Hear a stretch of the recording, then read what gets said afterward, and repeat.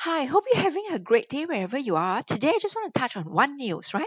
Bitcoin has soared above intrinsic value during latest rally, according to JPM report. Yeah. So what happened is this reported in Cointelegraph, where JPM finally has a way to value Bitcoin. Yeah. And in a report that is discovered by Bloomberg, and they actually found that their global market strategist Nicholas P actually said that Bitcoin recent rally, right, has ostensibly soared past what they calculate to be its intrinsic value. Now, what it means is that they must have found a way to finally calculate the intrinsic value of Bitcoin. And then because of that, then only they can say whether the current price is above or below it, right? Or it is, at the par value of it.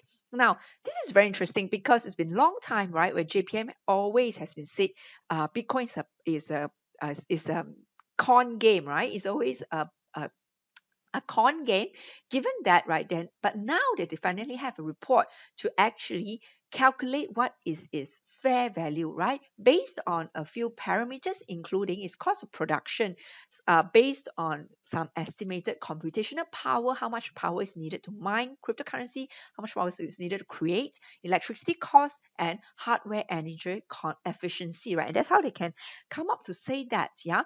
But the interesting thing is that for a long time, right, where the market has been down at 4,000 level or since 3,000 level in December last year, then up to 4,000 earlier this year, and then, went up even to 5,000, 6,000.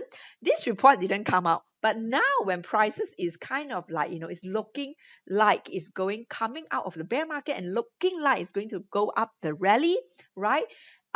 Now this report come out. What an interesting timing, yeah.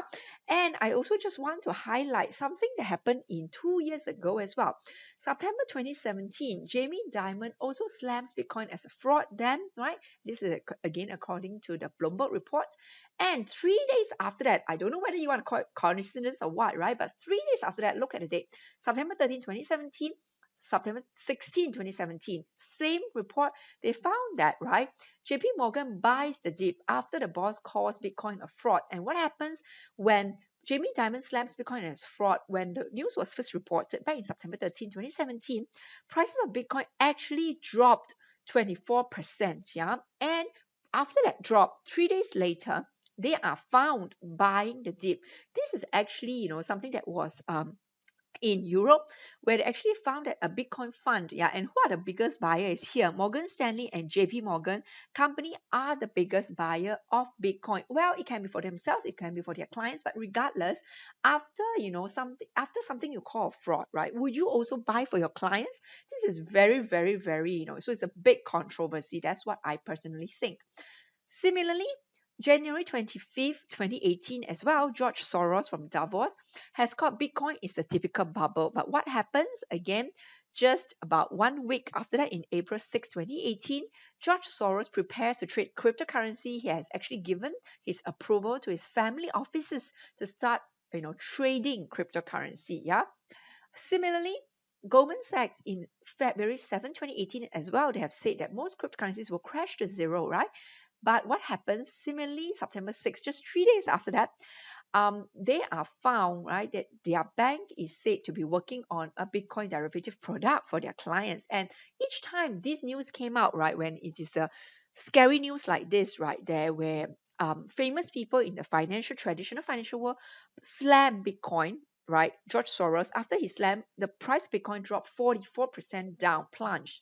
And similarly, in that time, in February 7th, Goldman Sachs said that most cryptocurrencies will crash to zero. At that time also, Bitcoin crashed 27% or so, right?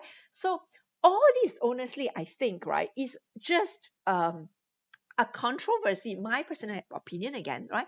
Just really, they just want to say this so that, right, the market will have a negative reaction. And then when prices go down, they have a chance, right, to buy the dips. That's my opinion, really, yeah. And I just also showed you a few more examples like this in the past that have seemed to support, right? I mean, facts are the facts, and it's in the past where, after they, because they're very, very prominent institutions, they're very, very prominent finance individuals, right? And what they say, people actually listen. And that's why, because of that, their statements actually have an effect on the prices that it actually plunged, right? And after that, they are always found to be accumulating. So the conclusion is really, right, um, do not listen to what the rich people say or what prominent or influential people say, but really watch what they do. I think that is the conclusion I want to drive home today. Yeah, hope you find this useful. If you do, please subscribe, please leave a like, leave me your comments, and I'll speak to you more. Thank you so much.